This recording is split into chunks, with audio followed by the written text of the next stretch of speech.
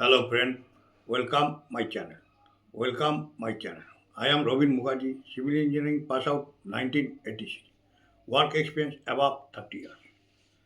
Today I discuss permissible stress in steel reinforcement based on IS recommendation. Permissible stress in steel reinforcement based on IS recommendation. Type of stress in steel. Type of stress in steel grade 1, grade 2, grade 1, grade 2, kg per square centimeter, kg per square centimeter. Number 1, tension other than helical reinforcement in column or compression bars in a beam or slab where the compressive resistance of concrete is neglected.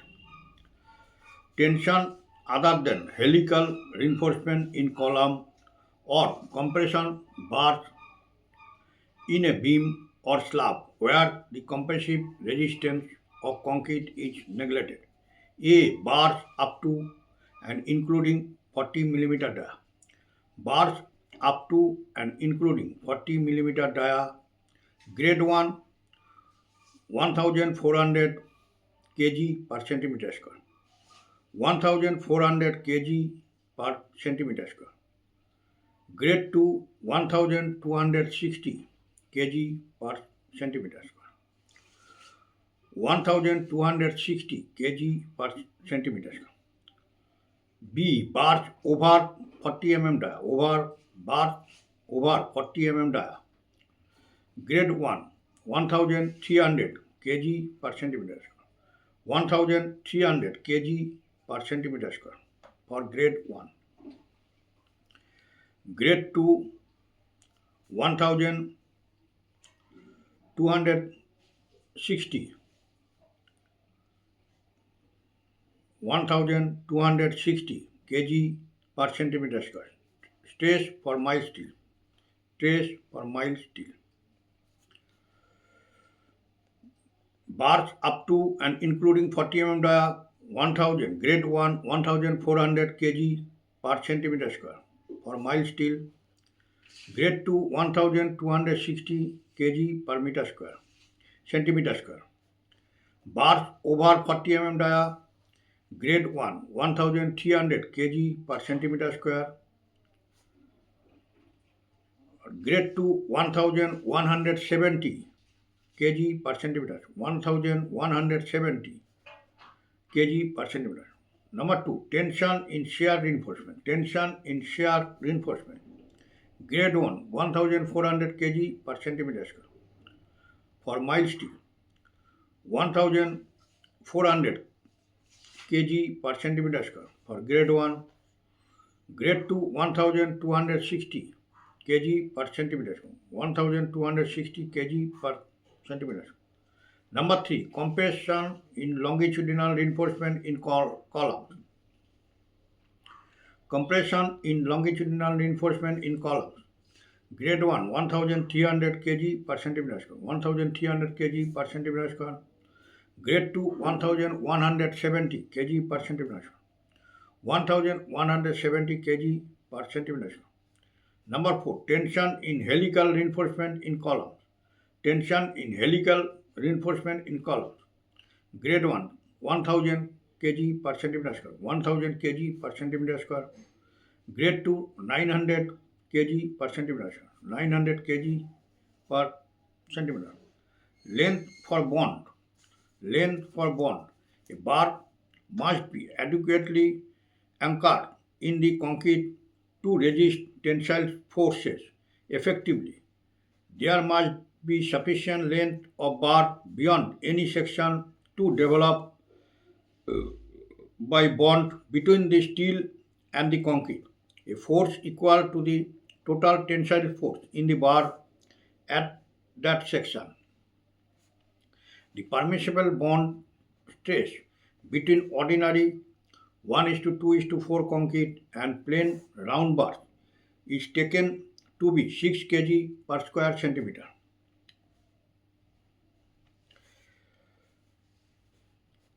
A bar must be adequately anchored in the concrete to resist tensile forces effectively. There must be sufficient length of bar beyond any section to develop by bond between the steel and the concrete, a force equal to the total tensile force in the bar at that section. The permissible bond stress between ordinary 1 is to 2 is to 4 concrete and plain round bar is taken to be 6 kg per square centimeter. The permissible bond stress between ordinary 1 is to 2 is to 4 concrete and plain round bar is taken to be 6 kg per square centimeter. If the diameter of a round bar is denoted by D, then tensile force of bar with stress of Ft is pi d square divided by 4 into Ft, and this will be equal to area of perimeter of bar for a bond length L into bond stress Fb equal to pi d square divided by 4 into Ft equal to pi d into L into Fb bond stress. L equal to Ft divided by 4 Fb into d with Ft 1400 kg per square centimeter and Fb 6 kg per square centimeter. So L equal to 1400 divided by 4 into 6 into d equal to 59 d with grade 2 steel Ft equal to 1260 kg per square centimeter and Fb equal to 6 kg per square centimeter. L equal to 1260 divided by 4 into 6 into d equal to 53 d. If the diameter of round bar is denoted by d, then tensile force of the bar with a stress of Ft is pi d square by 4 into Ft, and this will be equal to the area of perimeter of bar for a bond length L into bond stress Fb equal to pi d square divided by 4 into Ft equal to pi d into L into Fb bond stress. So L equal to Ft divided by 4 Fb into d with Ft equal to 1400 kg per centimeter square and Fb equal to 6 kg per square centimeter for grade 1 mild steel. L equal to 1400 divided by 4 into 6 into d equal to 59 d with grade 2 steel. Ft equal to 1260 kg per square centimeter and Fb equal to 6 kg per square centimeter. So L equal to 1260 divided by 4 into 6 into d equal to 53 d. The bond length calculated above is greater with higher tensile strength steels and will be lesser with richer mixes. They comply with the IS or DSIR code on anchorage is required in the case of tensile reinforcement in addition to the bond length, but the BS code permits the value of anchorage is to be deducted from the bond length, considering a worst case IS code may be followed as bond length equal to calculated length plus anchorage. For compression bars, as in columns, beams, etc., a length of ND shall be provided, where N equal to compressive stress in the bar divided by 5 into permissible bond stress. In no case value of N shall be less than 12, For unknown stress, a bond length of 24D should be considered. No hook need be provided for a bar in compression, but bend is desirable if the end of the bar is near an outer concrete face, and it shall not be accounted for anchorage purpose. In liquid containers, a straight length of 30 times the diameter is recommended for compressive members. The bond length calculated above is greater with higher tensile steel and will be larger with richer mixes. The comply with the IS or DSIR code and anchorage is required in the case of tensile reinforcement in addition to the bond length, but the BS code permits the value of anchorage is to be deducted from the bond length.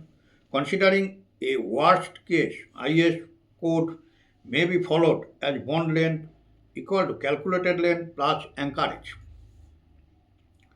For compression bar, as in columns, beams, etc., a length of ND shall be provided, where N equal to compressive stress in the bar divided by 5 into permissible bond stress. In no case, value of N shall be less than 12. For unknown stress, a bond length of 24D should be considered.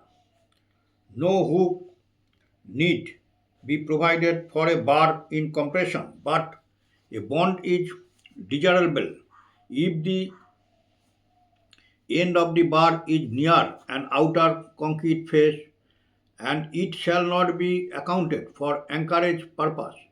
In liquid containers, a straight length of 30 times the diameter is recommended for compressive member.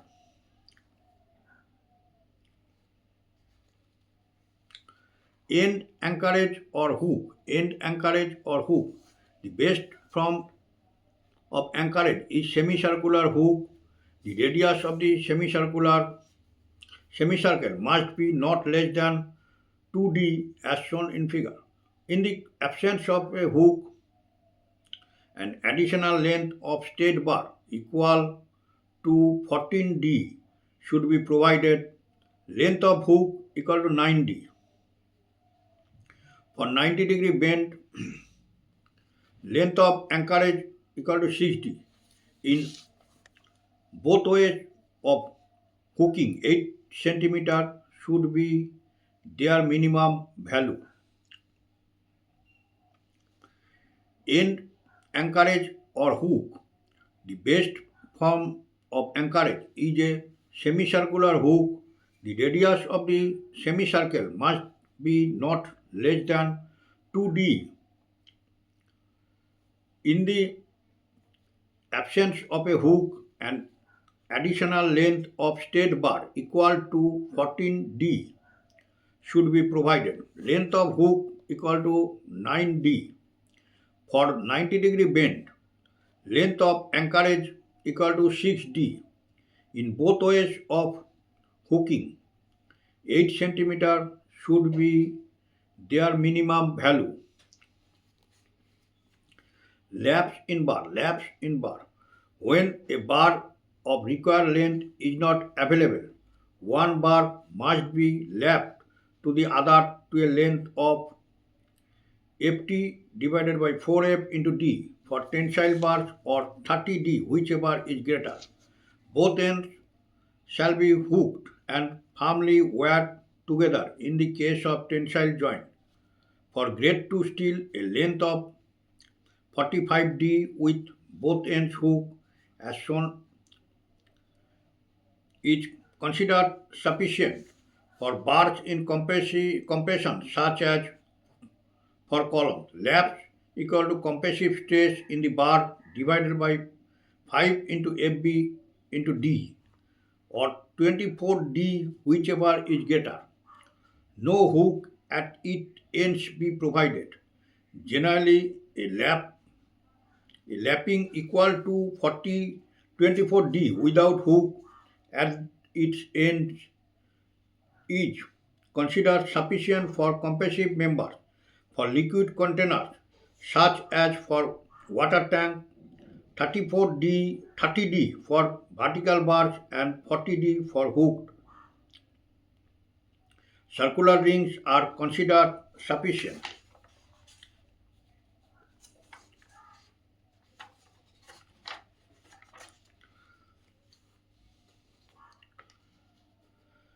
Laps in bar. When a bar of required length is not available, one bar must be lapped to the other to a length of Ft divided by 4F into D for tensile bars or 30D, whichever is greater. Both ends shall be hooked and firmly wired together in the case of tensile joints. For grade 2 steel, a length of 45D with both ends hooked is considered sufficient. For bars in compression, such as for columns, laps equal to compressive stress in the bar divided by 5 into FB into D or 24D, whichever is greater. No hook at its end be provided. Generally, a lapping equal to 24D without hook at its end is considered sufficient for compressive members for liquid container, such as for water tank.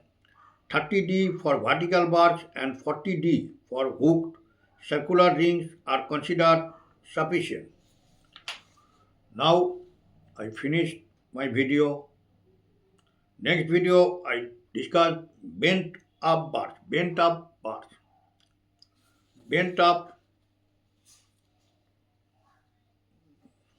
steel bar, MS steel bar or torch steel bar.